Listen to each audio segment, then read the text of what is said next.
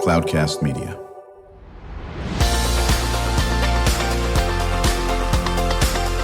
Drew Schlosberg Spotlight on the Community Show, amplifying the voices of social impact organizations, entrepreneurs, local nonprofits, and other community champions who shape the culture, creativity, and connectivity of San Diego.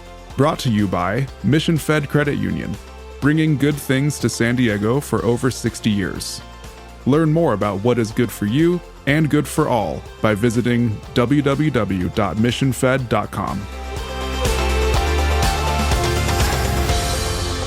I'm Drew Schlosberg of Cloudcast Media, and we are so pleased to have in the studio with us today Gregory Smith. He's the Chancellor of the San Diego Community College District. How you doing, Greg? I'm doing great. Thanks for having me. Oh, absolutely thrilled to have you on. And just full disclosure, we're actually neighbors in the Park Village area of Rancho Penasquitos. We love living in that area. Joining me is Sophia Lee. She's going to be my co-host for this edition of the Spotlight Show. She's a student filmmaker. Do you want to get right with it, asking questions of the Chancellor? Or do you want me to get started? How do you want to do this? You can start, but Okay. I can ask follow-ups. Okay, absolutely. How long have you been with the district? So I came down in October 2020 as Vice Chancellor of Human Resources. So I'm coming up on 4.5 years in the district. 4.5 years. My goodness. Have you always been in education? No, my professional career started in the federal government, the U.S. Department of Labor, in an agency that enforced equal employment opportunity and affirmative action regulations. I transitioned to the community college system because, frankly, I became a bit disenchanted with the work I was doing with the federal government, the level of impact we were having. And I wanted to actually have a role in crafting policy and then really in shaping the way that organizational culture happened. And I think human resources is so important in that, the way that they engage with people, the way they choose or choose not to enforce policy is so critical. And so that's what drove me back to the community colleges as an employee. And I was a student in a community college, so I love the mission. I went to Cerro Coso Community College. It's part of the Kern District out in the Bakersfield area. I grew up out in a little town called Ridgecrest, in the northeast of LA. Right. And anybody that knows the community college districts, especially in California, top shelf for 75 different reasons. I'm a product of the community colleges up in Santa Monica College, then before I went to San Diego State, and just absolutely terrific. Talk about, you can talk about that for 15 hours, but just some of the things that are so great about being a community college student. Yeah, so I think the most powerful thing that community colleges do is create direct connections between our faculty and our students. This is not like a large lecture class at a university where you have 400 people piled in on a Monday, and then Wednesday and Friday you're sitting with graduate students. And nothing against graduate students, they're great. But our students are in classes that are usually 15 to 30 students with a faculty member 3 or 4 days a week over the course of the entire semester. You build a relationship. You get so much individualized interaction that's responsive to your needs as a learner. And that's just so hard to create in other systems. So I think that is the most powerful thing that we do, is that direct interaction with the faculty that supports student learning at the individual level. Mm-hmm. Sophia, got a question? So you mentioned your HR background. How has that shaped the policies that you've implemented in the community college system? Yeah, so thinking about it from the perspective of how does policy impact individuals, and the history we have around policies that have really been designed to benefit one group but haven't been mindful of the needs of other groups. And so thinking from that perspective of how do we create policies that are broadly accessible and support the full diversity of people that are coming into our colleges, that are working at our colleges from multiple perspectives. And so thinking about the physical accessibility of our spaces, thinking about the cultural relevance of the curriculum, just across the board. And so we can do a lot through policy, empowering people to do their work in a way that supports our communities and the way our communities want to be supported. You know, one of the things I've always been impressed with the community colleges, and I actually taught part-time at San Diego State, is the fact that those professors at the community college level, listen, they can do research and that's fine and all that, and some of them do, we know that. But they're there for the students. They are so lock, step, and barrel with what those students need. And the beauty of it is you've got a wide range of age groups that take your courses. Talk about that. Yeah, we do. In our district, we have high school students as young as 15 years old. We have people that are in their 80s. It's particularly at our College of Continuing Education, where we do a lot of adult education programs. And so we really are responsive to everyone in our community. We offer programs, educational opportunities tailored to meet the needs of the full spectrum of people living in San Diego. Yeah, there's no question about it. We got one of our colleagues in the studio here, Alex Becker, who does a great job with the San Diego County Office of Education in careers and everything at the Linda Vista Innovation Center. Talk about how closely you work with the County Office of Education. Yeah, so the county office is very important to us, obviously, as they're setting policy and working to support all of our K-12 institutions. The work that we do to provide pathways for students in high school to do dual enrollment. They can do programs where we're coming in and offering instruction in the classroom there, or we can have high school students coming to our campuses and taking classes. So they're earning credits for college while they're in high school, tuition free. The County Office of Education is also a fiscal agent for the district. And so we do a lot of work with the county office in regards to how we're managing our budget, our financial affairs. So they're a really critical part of the entire educational ecosystem in San Diego, and particularly the public education ecosystem. Yeah, there's no question about it. And Sophia, of course, you know Alex because you were just an unbelievable student panelist at our CFF 8th Annual College Career Pathways Summit. We're indebted to Classroom of the Future Foundation for Alex and many other things that he does. Alex, maybe just a little bit, you can talk a little bit about what the Linda Vista Innovation Center does and how it ties into community colleges and careers and all that business. Yeah, absolutely. So the Linda Vista Innovation Center is a special space that is reserved for student experiences in training students in skills in the high wage, high need areas of San Diego's economy. And so students get access to learning technology, work processes, equipment that will help inspire them to enter these careers. And so it's really valuable as a connector to the community colleges because we're focused on students that might not otherwise be headed towards a four-year university. They can't afford it. They might not want to go to it. And so we're exposing them to careers where they might go to a community college, they might go to continuing education and get access to the skills needed to succeed in those careers. Yeah, and what I love about what you do, Alex, at LVIC, and of course what Greg is, maybe you can just spend a few minutes, Greg, just talking a little bit about dual enrollment and just an unbelievable process that was not there. I don't think it was there when I was going to school. Of course, running water wasn't there when I was going to school, for God's sake. Yeah, and it wasn't an opportunity that I had either. The traditional pathway is advanced placement courses, and you take a test at the end, and you get some college credits, maybe, depending on the college and university you go to, and will they accept them. So the dual enrollment program allows multiple ways that high school students can take college classes, can earn high school credits and college credits, tuition-free, simultaneously. I think the most important thing about dual enrollment is it dispels any myth about who's college material and who's not. You can do it as an 11th grader, as a 12th grader, and know before you've graduated high school, I can succeed in college. And that is such a powerful moment because too many people receive messages in various ways as they're growing up about whether or not they're the type of person who can succeed in higher education. And anything that we can do to dispel those myths and have students know through experience. And so one of the ways that happens, it's a program where we can come in and offer a course at the high school just for the high school students.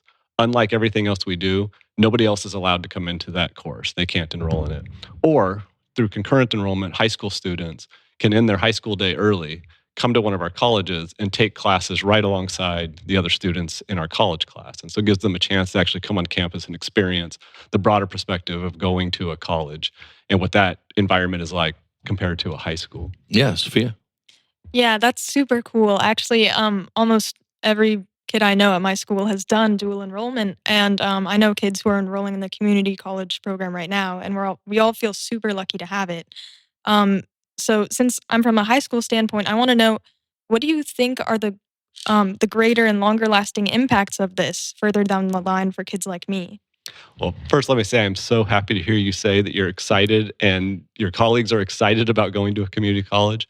When I was going to community college, I did not have that excitement. It was a disappointment. There was such pressure around you need to go to a prestigious four-year college or university or somehow you failed. So I love to hear that message is changing. I think, the long-term effects of that, like I said, first, it helps people understand I can succeed in college. But second, it gives them an exposure to a higher level of cognitive understanding of being able to navigate more complex systems in our world. America is a very diverse place. There are a lot of competing perspectives and issues.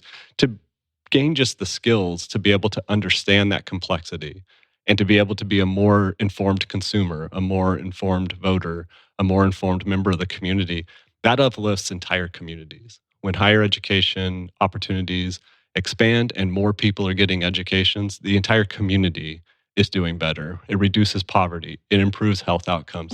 So there's so many things that education is essential, and having that early exposure will have a lifelong impact.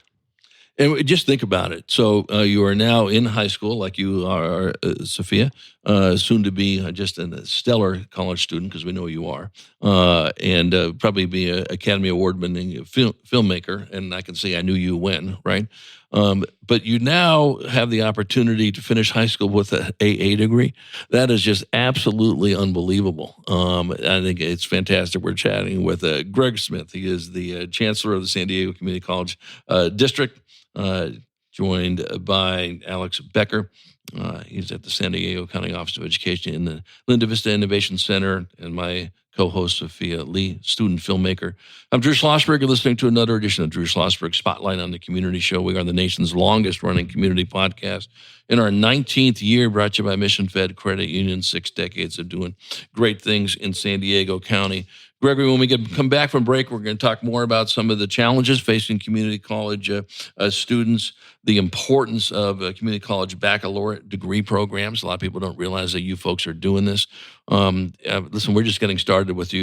You don't know this yet, but we're going to have you on quite a bit of times because there's so much content to share about what you're doing. And then, as Sophia knows now, being a veteran co-host of my show, we always spend some time in the second half. What can our listeners do to support your efforts when we return after this short message? When you do your banking with Mission Fed, you get great rates on auto and home loans. That's good for you, but something good also happens for a lot of other people. We're not for profit, so we put money back into the community to help lots of great nonprofits to keep San Diego strong. So you're not just getting something good, you're doing something good. Come to Mission Fed. It's banking that's good for all. Brand amplification is the DNA of Cloudcast Media, and our code is the powerful blending of sound, voice, and storytelling to lift local brands and their communities. Whether it is our Brandcast, Schoolcast, or Causecast platforms, the unifying ethos is all about this community, the one you call home. If you dare to dream and want to explore the brand amplification of Cloudcast, a national leader in local podcasting and other Winfluence strategies, please visit us at cloudcast.us.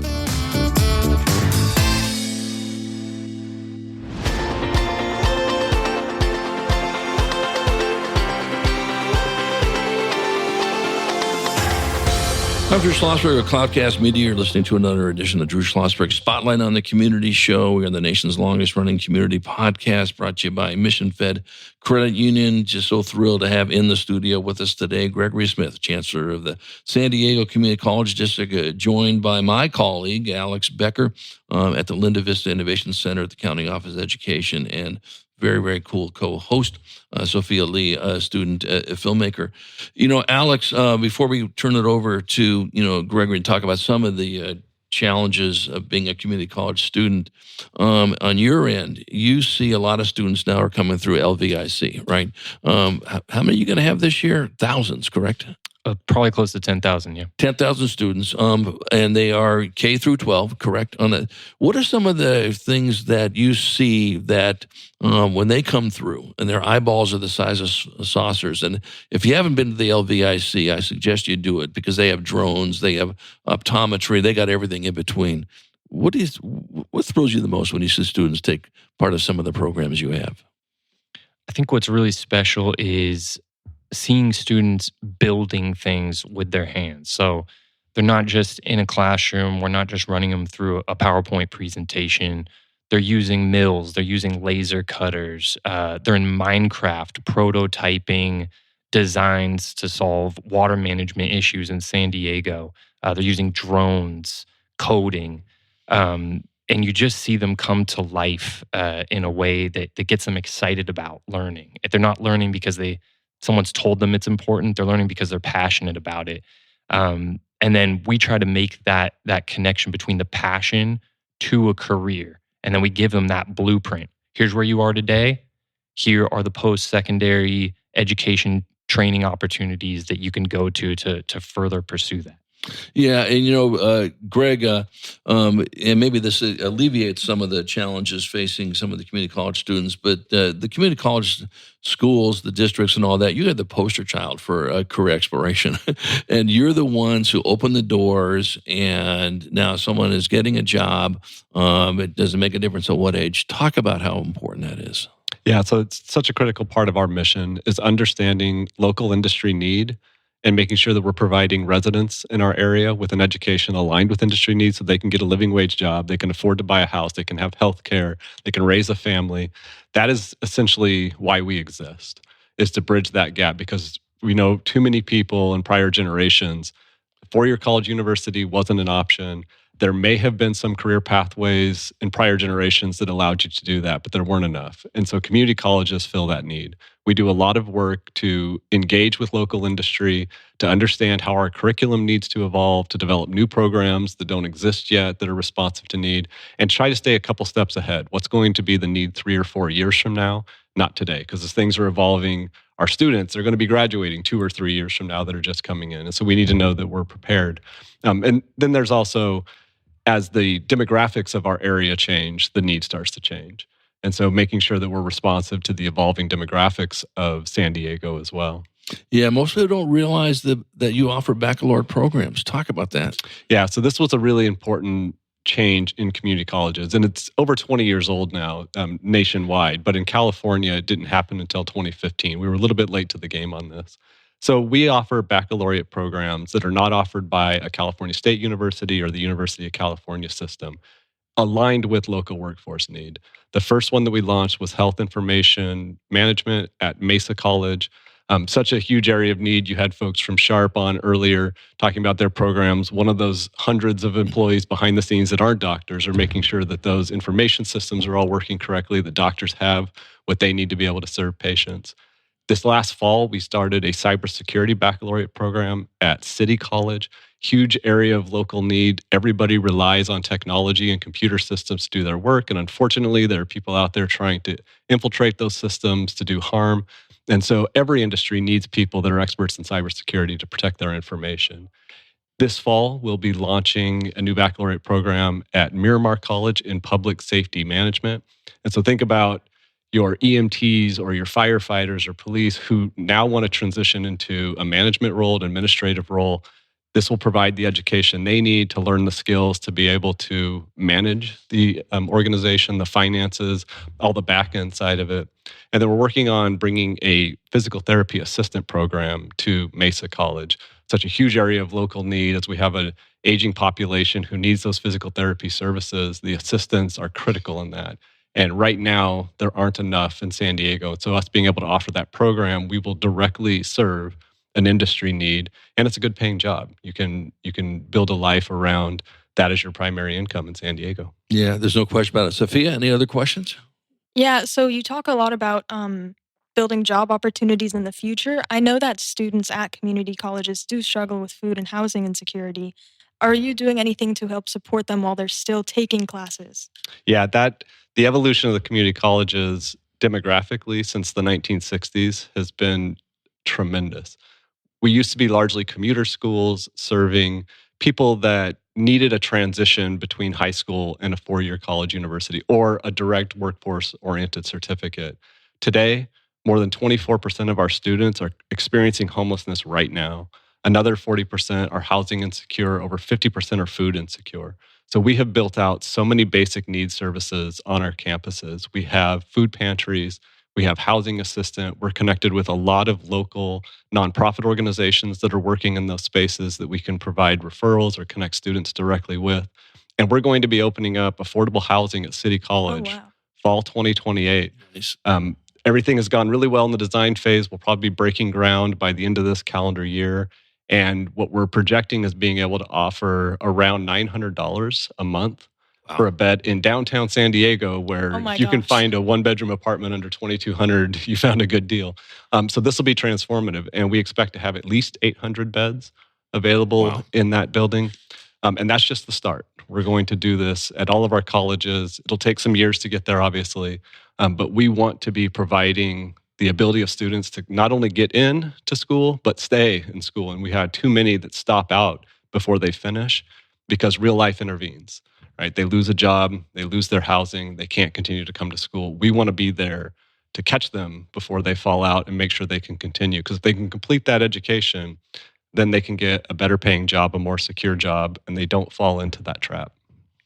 I mean, well, first of all, that's life-changing, that's game-changing, that's generational changing, and everything in between. As we're talking to Gregory Smith, Chancellor of the San Diego Community College District, I'm Drew Schlosberg of Cloudcast Media. Listening to another edition of Drew Schlosberg Spotlight on the Community Show, brought to you by Mission Fed Credit Union, joined by Alex Becker of the San Diego County Office of Education and the Linda Vista Innovation Center, and my co-host, Sophia Lee, a student filmmaker. Talk about, I know you're really proud of this, Greg, the minimum wage that you folks have been able to elevate. Yeah. So as I've been talking over the course of this morning, connecting people to jobs that allow them to afford to be able to live in San Diego is key to our institution. But for most of our history, we have had jobs that don't pay a wage that actually gets there. And that's been a focal point for me over the course of my professional career, is how do we change the value of work so that anybody who's working full-time, regardless of the job, is able to actually live in their community. And so in January 2024, we started living our values, and we raised the minimum wage in our district for our permanent employees to $30.58 an hour, for our part-time temporary employees, many of which are students, to $22.31 an hour, which at that moment was the MIT living wage estimate for the San Diego County. And so I know that it's not quite enough, but it's a huge step forward 100%. in people being able to actually afford to live here. And the idea that somebody's having to live 50, 60 miles away and driving in to come in and clean our buildings or to ensure that the lights come on, and then have to drive 50 miles back, that just doesn't sit well with me. And so I was really excited to have a board of trustees that were supportive, to have union partners that worked with us in figuring this out, and then working within the way that we're funded and our budgeting, being able to actually do that. So what can our listeners do to support your efforts? What can folks like Alex Becker, as he works at the County Office of Education and pretty much really next door to, pretty close to Mesa College, I imagine, and so forth. And we've had Dr. Ashanti Hands on the show a couple of times. She is spectacular, as all of the presidents at the San Diego Community College District. But what can our listeners do to support your efforts? Yeah, so I think there's two primary ways. One is people don't recognize the financial opportunities of investing in our system. Because we are public education, it's often thought of, well, you're funded through tax dollars and you have everything you need. We're really funded for access, getting students into the classroom. But everything that goes on around that is a lot more difficult. About 85% of our budget is spent on salaries of people delivering the services. It doesn't leave a lot of room to invest in educational innovation. And so I've been going around to different colleges and different conferences and seeing the ways that four-year universities are using technology to speed up the learning process. So somebody coming in who maybe only has an 8th grade science education can get an A in a biology lab class in their first semester that's aligned with their major. That's an extraordinary thing to pull off. We don't have the funding to invest in those technologies and bring them in the same way that larger universities do. So people can invest in the health of their community by investing in our colleges and allowing us to bring that innovation in. The other way that people can support us is through the legislative process. So last year, we had a bill that would have expanded our ability to provide baccalaureates in nursing. Huge need. And the CSU system is only serving about 25% of that need right now. A lot of students are paying private colleges and universities, many of them out of state, huge amounts of money, over $100,000 to get a bachelor's in nursing to be able to meet our local healthcare need. Unfortunately, that bill did not get signed by the governor. And I think part of it was a lack of understanding broadly across the community of what this bill would do, how it would expand access, and how it would benefit us locally. And so we need to do a better job getting that message out, but having people engaged in how can we continue to evolve as a state, to expand educational opportunity, to increase persistence, success outcomes, and then ultimately employment outcomes. So how do people, that's a great example of, this is something that you folks are working on, governor didn't sign it, okay, but you're not giving up, going back to the drawing board and all that. Is there somewhere on your website that, hey, if you want to get engaged in these key initiatives that I think are going to, benefit certainly the students and, of course, most importantly, the community in San Diego County as a whole, or San Diego City at least, in your area, how do they do that? Is there something on the website? So what we found is most of the engagement happens through social media.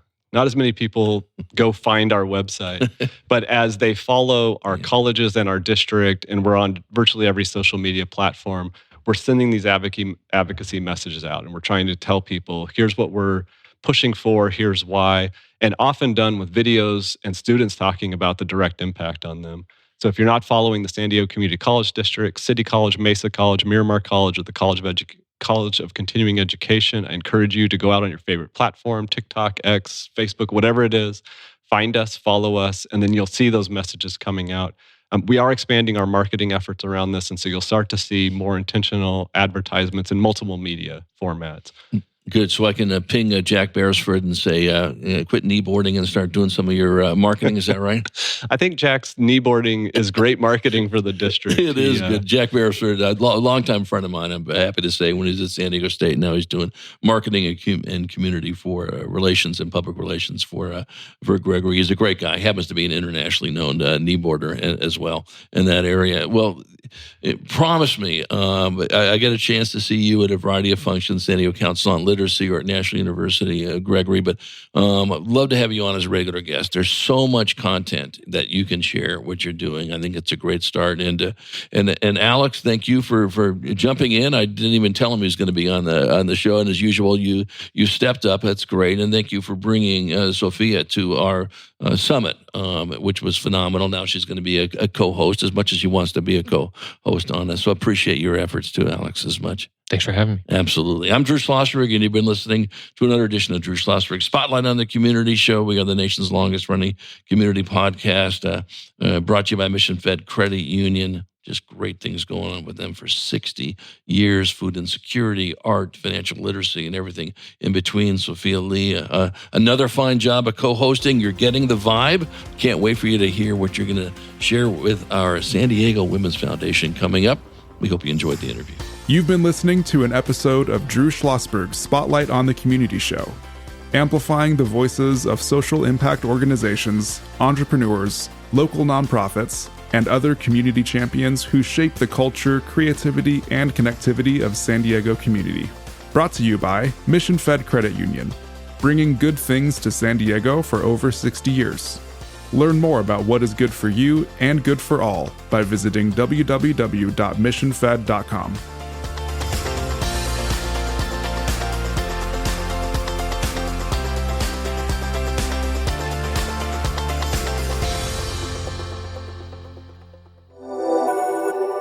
Cloudcast Media.